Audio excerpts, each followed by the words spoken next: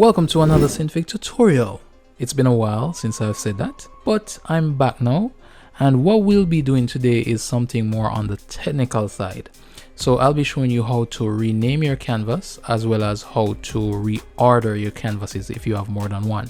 Now, I wish this was more straightforward in Synfig, but currently it's not. So I'm going to show you how to do it. The first thing that I'm going to do is, of course, create my canvas. So I'm just going to select a tool here using the star tool, and I'm going to place that in a group. Come over into the properties here, right click on the canvas, click on export value, and I'm going to call this star. Click on export.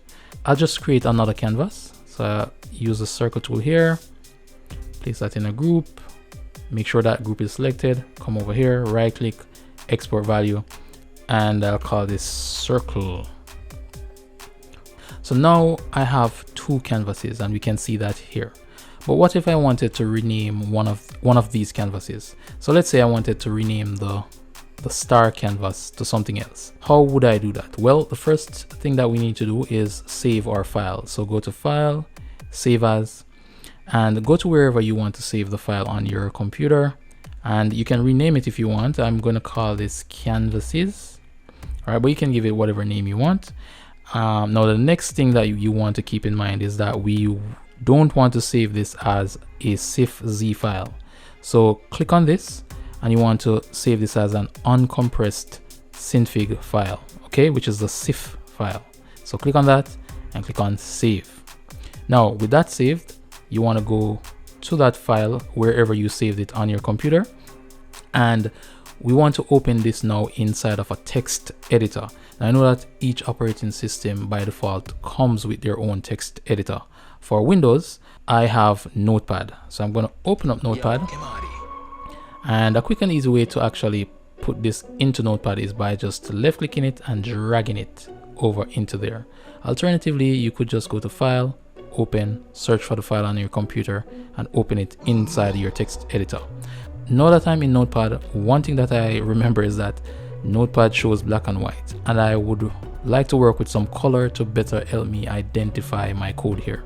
So I'm going to close Notepad and I'm going to open this in my favorite text editor, which is Notepad++. So I'm going to right click and go here, edit in Notepad. All right. If you would like to get Notepad++, if you're using Windows, type Notepad++ in Google and then search for it, go to the official website and download it. Or you can use whatever text editor you are comfortable with. Now, we want to change the name of star. How would we do that? Well, we need to find all the instances of the word star within our code here. So a quick and easy way to do that is just press Ctrl F to search and type the name of the canvas that you want to change, which is star. And I'm just going to click on find next, and we can see that we have one instance of it here. Find next, we have another instance, find next, and we have another instance here. Okay, let me click on that. All right, so we have 3 instances of the word star in this file. Now, the ones that we need to focus on is the one that is in reference to the canvas tag. So here, each of these is called a tag. Okay, just in case you don't know code. Now, the canvas tag is the one that we need to focus on, because the one that says layer is actually referencing the layer of the project here. Okay, the layer star, not the canvas. So we want to change this name to whatever we want. So let me call this, let's say, I don't know, well, yo. Okay, and you want to also change this one as well, because notice it says name equal canvas. So wherever there's an instance of the word canvas, you want to change the text there as well. So use star, it will be use yo, okay, which is the same caps lock version as the one above. And again, we'll leave this one. So with that changed, just click on save, and once you go back to Synfig, and I'm going to close this and reload the file. So I'm going to File, Open Recent Canvases. Now, when we open our canvas, we can see that the name is now changed. Now that you know how to change the name of a canvas, What if you wanted to reorder the canvases? So what if you wanted to place the circle above the yo? Well, that's very easy. So go back to your text editor here, and what you need to do is you need to find the canvas, the code for the entire canvas. If you're using a text editor like mine, notice that there's a red line going all the way down here, and this, wherever there's an opening tag, there's always a close tag as well. So every tag needs to be closed, is what I'm trying to say.